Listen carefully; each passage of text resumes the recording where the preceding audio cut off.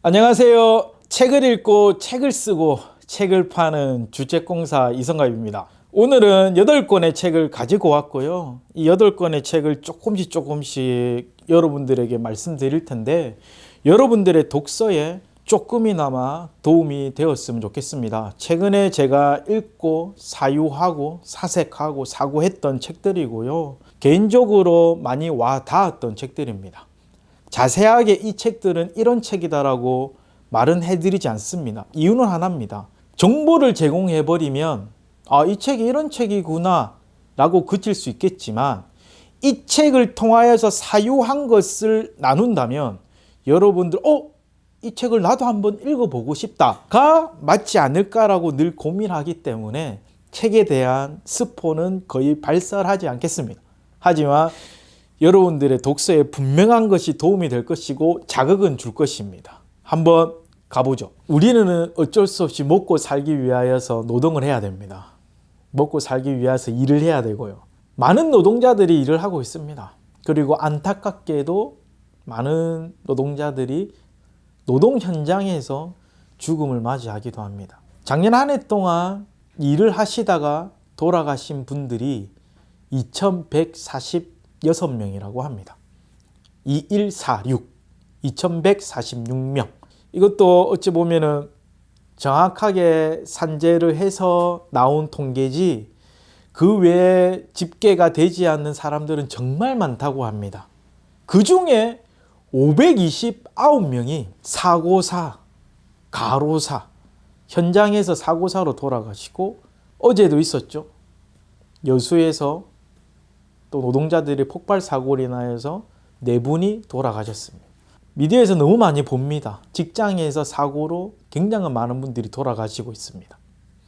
2146, 529, 2146명의 노동자들이 돌아가셨고 529분이 사고사, 가로사로 돌아가셨다고 합니다.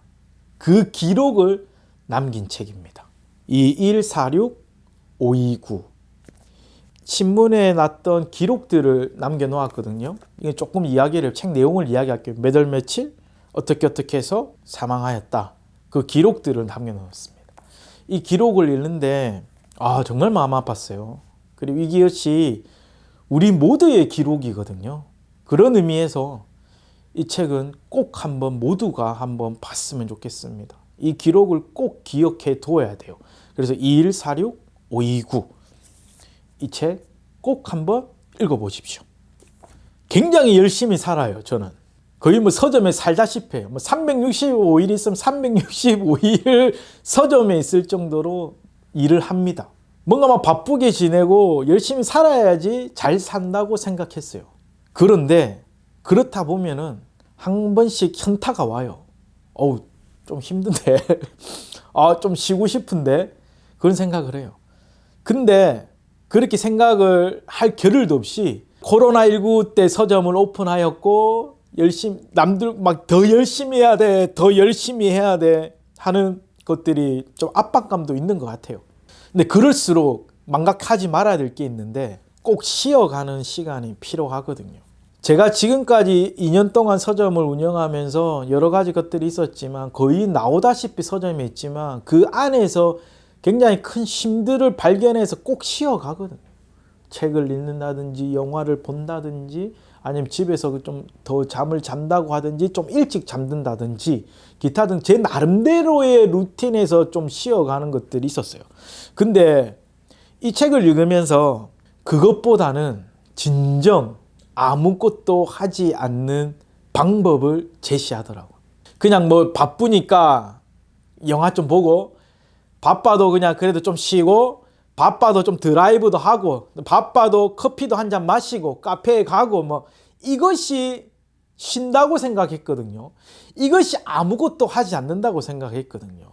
근데 그것이 아무것도 하지 않는 게 아니었습니다. 진짜 아무것도 하지 않는다는 것은 평소에 내가 놓치고 있는 것들을 하나하나 찾는 겁니다. 아무것도 하지 않는다는 것은 그냥 아무것도 안 하고 이러고 있는 것이 아니라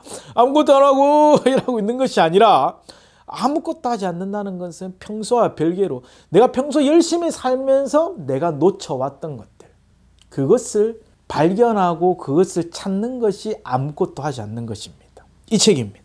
아무것도 하지 않는 법, 제니오델. 저는 아무것도 하지 않는 법이라길래 무슨 아무것도 하지 않으면 이거 나는 이거 아무것도 하지 않으면 안 되는데, 안 하면 내가 이거 안 하면 월세 못 내는데, 이거 안 하면 책 못 사는데, 이거 안 하면 기부 못 하는데, 막 이런 생각을 했거든요. 근데 이 책을 읽으면서 내린 결론은 딱 하나였어요. 딱 한 가지. 제 기준에서 딱 한 가지. 어쩌면 아무것도 하지 않는다는 것은 내가 열심히 삶을 다해갖고 놓치고 있는 것들을 하나하나씩 발견하는 시간이다 라고 생각했어요. 여러분 정말 열심히 사시죠? 정말 누구보다 더 열심히 삶을 다하고 계시죠? 그럴수록 우리는 놓치면서 사는 것들이 정말로 많습니다. 가족, 친구, 건강, 그런 것들이 있겠죠. 기타 등등 많은 것을 놓치고 삽니다. 그런 것들을 하나하나씩 모으고 기억하고 그것을 나눠주고 베풀고 회복하는 것, 아무것도 하지 않는 법. 제니올의 아무것도 하지 않는 법, 이 책을 통하여서 여러분들의 진정한 놓치고 있는 삶의 소중한 것들을 발견하기를 바랍니다. 마지막 책입니다.